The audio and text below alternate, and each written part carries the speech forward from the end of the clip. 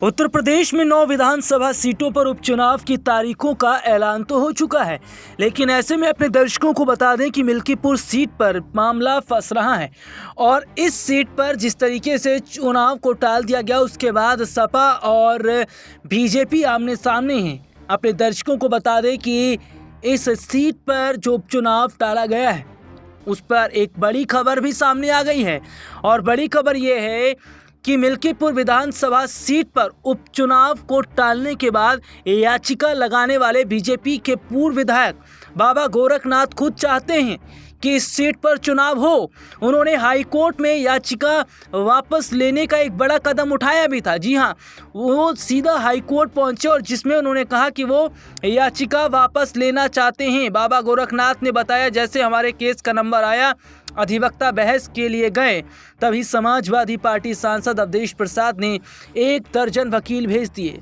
उनके वकील कहने लगे, आप ऐसे याचिका वापस नहीं ले सकते। इसके बाद उन्होंने बखेड़ा खड़ा कर दिया। उन्होंने कहा, जो समाजवादी पार्टी 2 दिन पहले कह रही थी भाजपा डर गई है, वो सपा आज सवाल खड़ा कर रही है। बाबा गोरखनाथ ने कहा कि जब आज हम अपना मुकदमा वापस लेने गए तो जवाब में 1 दर्जन वकील भेज दिए। इससे दिखता है कि समाजवादी पार्टी चुनाव को लेट कराना चाहती है और वह काफ़ी डर गई है। नहीं तो हमारे उच्च पद अधिकारियों ने उसी डेट पर चुनाव कराने की बात कह दी थी।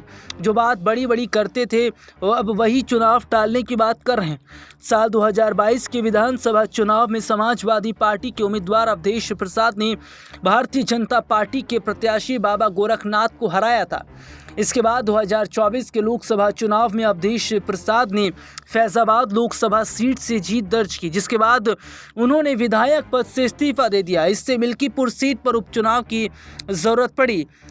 अपने दर्शकों को बता दें, उपचुनाव की तारीख का ऐलान इस सीट पर अभी तो फिलहाल नहीं हुआ है, लेकिन ये माना जा रहा है कि क्या वाकई जो समाजवादी पार्टी कह रही है कि बीजेपी डर गई है, वो इस सीट पर चुनाव इसलिए नहीं कराना चाहती क्योंकि उन्हें हार का डर है।